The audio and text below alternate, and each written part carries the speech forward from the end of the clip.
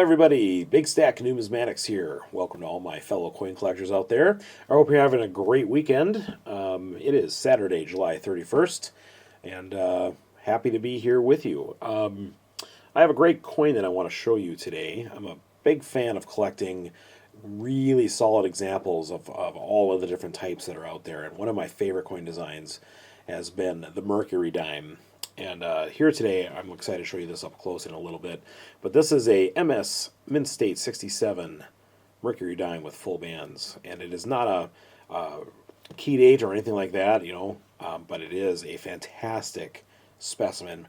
Definitely the best one I've ever seen in person. But before we get to that, let's just show you another. So this is 1938 is the one that I bought here. Definitely not a key date. They minted over 22 million of these. But let's just take a look at a more common, something you might see. Recently, last week on my other channel, I got a tube of these, or a roll of Mercury dimes. Here's a 1938. Let me see if I can zoom in just a little bit here. Love the design.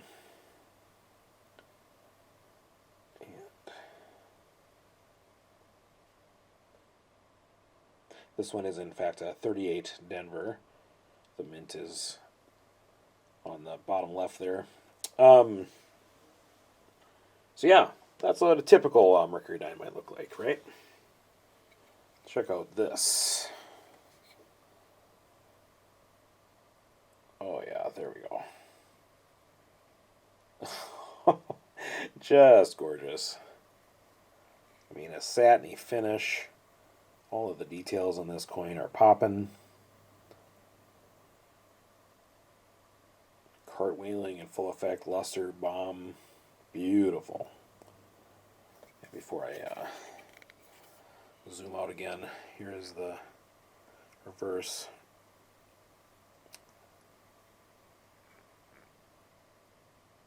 This one is a 38 Philadelphia.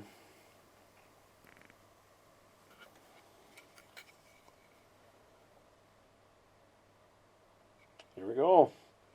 And yeah, Mint State 67 with full bands and CAC sticker on there, which is nice. A little bit about the details on Mercury dimes. I'm sure most of us know all of this information already, but it was struck between 1916 and 1945, so this took the place of the Barber dime. And the sculptor for this piece was Adolf Weinman, who is also famous for coming up with the design for the Walking Liberty half dollar, which is another of my favorite designs. Interestingly enough, Adolf Weinman was, like I mentioned, he sculpted all kinds of different things. He also sculpted full-size sculptures, and if you look here in the Union Soldiers and Sailors Monument that he did 10 years before this in 1906, if you look there in the center, that people have say that that face there bears a striking resemblance to the face that he uses in the Mercury dime. So I just thought that was kind of interesting because those features are very, very similar. But all right, let's see a little bit about this specific piece. If we look here on the PCGS website, you'll see that they did in fact mint 22.190 million examples of this dime. Okay, and as of right now, according to the PCGS price guide value, $350 for this, and there is 290 for this year, graded at Mint State 67. And then of 62 that are higher. Okay, and if we go into if I click on the price guide value, and we can see here for the history of this, when this debuted back in I don't know, the 70s, about $5 for this coin, and then it jettisons all the way up to over $1,500 there in the late 80s. Comes back down to a much more reasonable price in the early 2000s of around $300, and then up to about $550 in 2015, and it has come back down stepwise to about $350 as of right now. I picked up this piece for a little bit, I think $303 if I remember correctly, and but I'm very, very happy with this. As I mentioned, I like collecting type coins, but this specific one is such a lustrous example, and the way that the light bounces off this, and I can tell from my viewfinder, I see that there's cartwheeling going on, but I just feel like it pales in comparison to when I hold it and look at it myself. It is amazing. So, interestingly enough, for a coin to be in this condition, this color, this luster, you have to believe that this coin was dipped at some point before it was sent in, I'm assuming, like real quick and in a way that did not obviously harm the luster of it. Just trying to get a good angle here and nice and close. Hopefully that, there we go. But yeah, beautiful coin.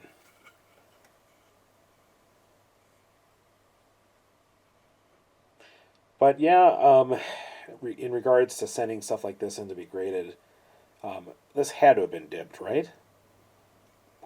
Coins aren't this blast white on their own. I just can't imagine this sitting somewhere and not toning. But I don't know. Maybe someone like Medio Man, if you're watching this, if you could chime in. Do you believe that this deserves the grade? Medio Man is a expert coin dealer that has checked out my videos in the past.